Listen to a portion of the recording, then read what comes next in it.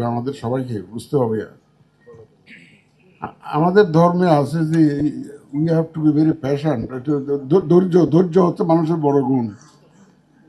আমরা এমন একটা ইনিশিয়েটিভ নিয়েছি যেটা it has never been tried in this country in last 53 years. কোনোদিন চেষ্টা করা হয় না, কেউ এই রিস্ক কেউ নেয় নাই। আমরা আমাদের মাননীয় প্রধান উপদেষ্টা যখন ঘোষণা দিলেন, আমরা অত্যন্ত সাহসিকতার সাথে এই রিস্কটা নিয়েছি, নোয়িং ফুললি ওয়েল যে এর মধ্যে বহু ঝামেলা আসবে, বহু চ্যালেঞ্জ আসবে, এবং আমরা একটা অজানা এরিয়াতে ঢুকে পড়েছি। এবং আমরা শপথ নিয়েছিলাম, কমিটমেন্ট ছিল যেটা আমাদের, এটা আমরা বাস্তবায়ন করবই এনিহাও। এবং এই বাস্তবায়ন করার প্রক্রিয়ার শুরু থেকে এ পর্যন্ত আপনাদের সহযোগিতা আমরা পেয়েছি। আমি যে দেখতাম সবসময় আমাদের যে ওই স্ক্রিনটার সামনে সাংবাদিক ভাই বোনেরা ঘোরাঘুরি করতেন সবসময়, যেখানে ফিগার টিগার দেখা যাচ্ছে, এটা সবসময় থাকতেন আপনারা। আপনাদের সহযোগিতা না পেলে আমরা এতটুকু আসতে পারতাম না। ওই সোশ্যাল মিডিয়াতে আমাদের বিরুদ্ধে লেখালেখি করে টোরে 12টা বাজিয়ে দিত এই আমাদের এই ইনিশিয়েটিভের। আপনারা আছেন বলেই, আপনাদের আছেন বলেই, আপনাদের কাছ থেকে তথ্যটা মানুষ সঠিক তথ্যটা পায় বলে কিন্তু আমরা এই প্রক্রিয়াটাকে এগিয়ে নিয়ে যেতে পারছি। যে কোনো একটা নতুন উদ্যোগে কিছু হয়তো বা ভুল ত্রুটি হতে পারে, মিসআন্ডারস্ট্যান্ডিং হতে পারে।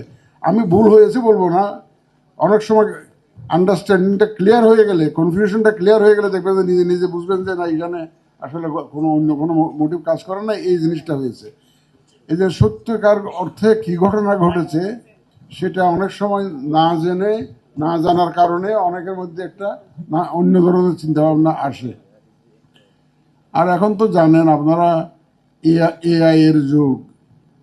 এআই নিয়ে আমি শঙ্কা একদম প্রথম থেকেই প্রকাশ করে আসতেছিলাম যে it will B a big challenge for us. এবং এই চ্যালেঞ্জ মোকাবেলাটা হবে আমাদের জন্য একটা বড় ধরনের একটা সমস্যা হতে পারে, এরকম একটা আমি কিন্তু প্রথম থেকে গোড়া থেকে বলে আসছিলাম। তো যাই হোক, আজকে আপনারা অনেকক্ষণ ধরে সময় ধরে শুনলেন এবং অনেক প্রশ্নের জবাব, আমি আশা করি যে অনেক প্রশ্নের জবাব আপনাদের ছিল, ওগুলো হয়তো আমাদের টেকনিক্যাল সাইড। ওনারা যারা সত্যিকার অর্থে এই যে পুরো স্কিমটা বাস্তবায়ন করছেন তাদের কাদের কাছ থেকে শুনলেন, হর্সেস মাউথ থেকে শুনলেন আপনারা, যারা এই যে বাস্তবায়ন করছেন তাদের কাছ থেকে শুনলেন। এবং আমাদের যে অ্যাম্বাসেডাররা বিদেশে আছেন, যারা আমাদের পার্টনারের মতো কাজ করছেন একদম ওখানে, এবং ওনারা কিন্তু গো বিটুইন আমাদের যারা ভোটার, বিদেশে প্রবাসে যারা আছেন এবং আমাদের যে যারা টিমে কাজ করছেন, তাদের মধ্যে গো বিটুইন হিসাবে কাজ করছেন কিন্তু আমাদের অ্যাম্বাসেডাররা। কোনো সমস্যা হলে ওনারা আমাদের এম্বাসিতে যোগাযোগ করছেন, তারা immediately they are jumping over to solve the problem, to address the challenges. অত্যন্ত সহযোগিতার মনোভাব নিয়ে আমাদের এম্বাসিগুলো কিন্তু কাজ করেছে। যেই একটা সমস্যা আসছে ওনারা যোগাযোগ করেছেন, ওনারা এগিয়ে এসছেন how to address this issues. এই যে 122টা দেশ থেকে এই আমাদের প্রবাসীরা এনরোলমেন্ট করেছেন। চিন্তা করতে পারেন, 122 রকমের কালচার, 122 রকমের নিয়ম কানুন, পোস্টাল ডিপার্টমেন্টের 122 রকমের আইন কানুন। আমাদের দেশে পোস্টাল সিস্টেম একরকম, এক দেশে পোস্টাল সিস্টেম এক রকম। এত কিছুকে অ্যাকচুয়ালি রিকনসাইল করা, ইটস এ রিয়েল চ্যালেঞ্জ। কিন্তু এই চ্যালেঞ্জ মোকাবেলা করে আমাদের টিম কাজ করে যাচ্ছে, আমি ওনাদেরকে ধন্যবাদ জানাই।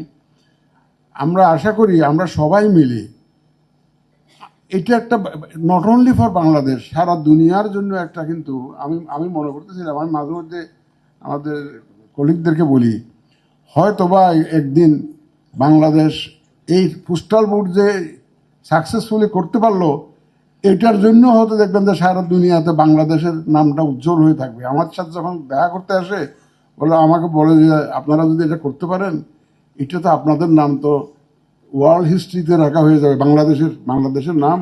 কারণ অনেক দেশ এটা করতে পারে নাই, তো আমাদের আশেপাশের দেশটা কেউ তো এইভাবে সাকসেসফুলি করতে পারে নাই। আমরা প্রথম বছরে করছি, মোটামুটিভাবে যেটা করছি আমরা এখনও, আমাদের কার্যক্রম যেটা যে আমরা এ পর্যন্ত দেখছি, তাতে খুব একটা খারাপ হয়েছে বলে আমরা মনে করি না। যারা আগের থেকে পোস্টাল ব্যালট করেছে তাদের যে অভিজ্ঞতা আমাদের চাইতে বহু বেশি খারাপ, সেই দিক থেকে আমরা কিন্তু এখনো কিন্তু এগিয়ে আসি এগিয়ে আসি যে কিন্তু আমাদের এখন ধরেন এই জেলখানা থেকে ভোট দেওয়ার ব্যবস্থা করা, এই যে যারা চাকরি বাকরি করে কনস্টিটিউন্সির বাইরে থাকে, সিস্টেম আছে, কোনোদিন কেউ ট্রাই করেনি, তো আমরা এটা করেছি। যাই হোক, ইনশাল্লাহ আপনারাও ধৈর্য ধরে শুনলেন, আমরা অত্যন্ত আনন্দিত। শুধু শুনলেন না, আমাদের মেসেজটা একটু ক্যারি করবেন। যদি কোথাও ভুল বোঝাবুঝি হয়, কেউ যদি কনফিউজ থাকে, তো আপনারা একটু ক্লিয়ারিফিকেশনটা দিবেন আমাদের পক্ষ হয়ে। B hour ambassadors please. ওই যে যারা আমাদের মিডল ইস্টে যারা আছেন, আমাদের হাই কমিশনাররা, ডিপ্লোমেটরা আছেন, আপনারা যারা প্রেসে আছেন, তারা আমাদের অ্যাম্বাসেডারের মতো কাজ করবেন, যাতে পোস্টাল ব্যালটটাকে আমরা এবং এক্সপাট্রিয়েট ভোটিংটাকে আমরা যে একটা ইনিশিয়েটিভ যে নিয়েছি ওইটাকে এটা সাকসেসফুলি করতে পারি, সেটা আপনারা একটু আমাদের সাথে সহযোগিতা করবেন। তো অনেক সময় ধরে আপনারা থাকলেন, মাঝখানে আমি শুনতে পাইনি, আমি দুঃখিত, ওই যে হিয়ারিং করতে গিয়ে মিস হয়েছে। তাই হোক, আপনাদেরকে ধন্যবাদ জানিয়ে আমি আমার বক্তব্য শেষ করছি। আল্লাহ হাফেজ।